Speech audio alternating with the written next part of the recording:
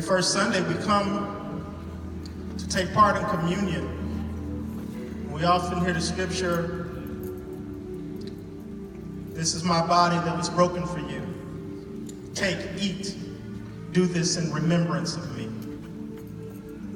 This is my blood who was spilled for you. Take, drink, and do this in remembrance of me." And every time I get up here to do a communion homily, I can't get that out of my head, this remembrance of me, this remembrance of me. And how do we remember him?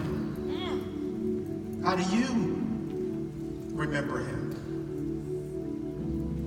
In an event that's unique to the Gospel of John, right before he broke the bread, Scripture says, John 13:4, he rises from the supper and laid aside his garments and took a towel and girded himself. And after that he poured water into a basin and began to wash the disciples' feet, to wipe them with the towel wherewith he was girded. And a little further down it says, "A new commandment I give unto you, that you love one another as I have loved you, that you also love one another. Yes. By this all men shall know that you are my disciples, if you have love for one another." Yes, yes. Lord, help me to deal with this truth and reality in a safe way. There are hundreds of people in this space right now.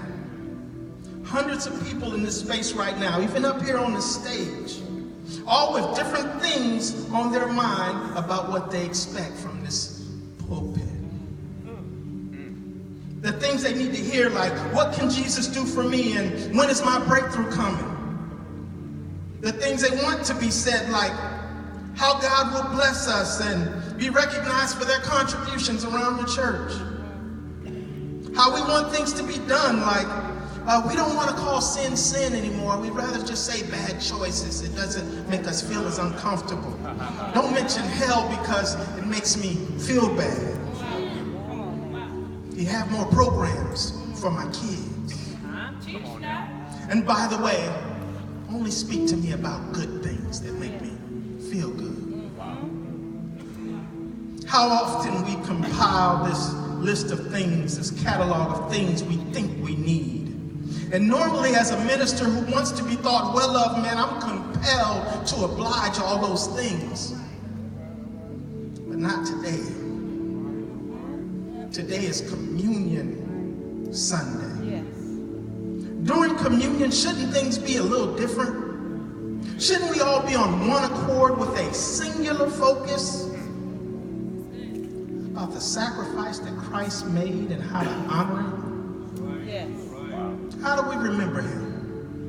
What do we do to show that we remember him?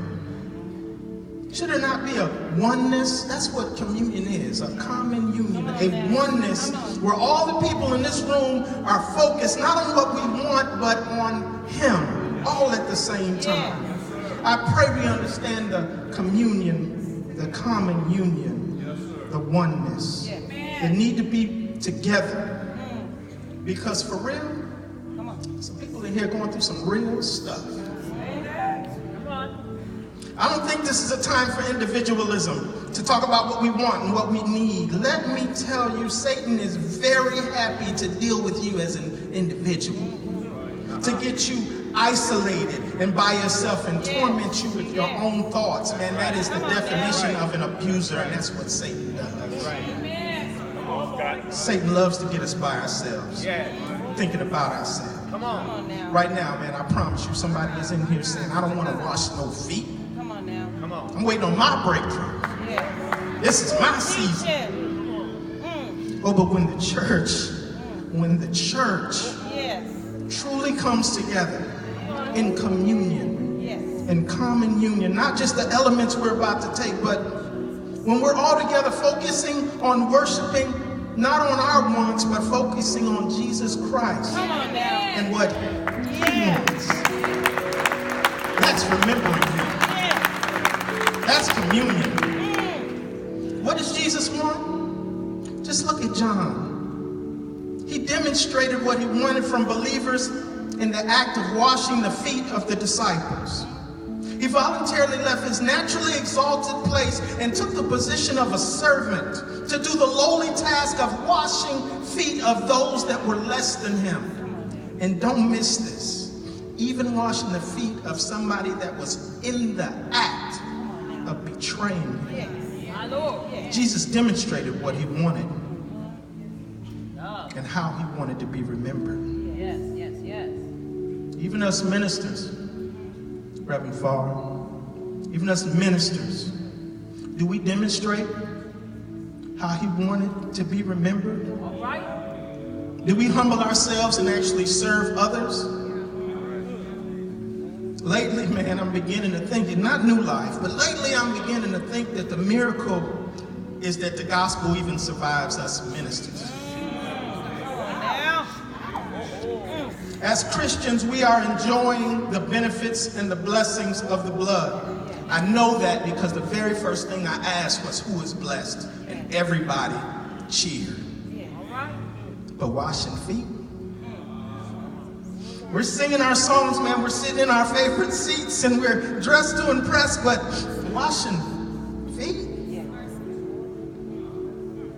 Sometimes our attempt to sound super spiritual and appear theologically brilliant, we have rhymes to our words that are entertaining, but more and more often, y'all, we are not even connecting with the lost. Come on now.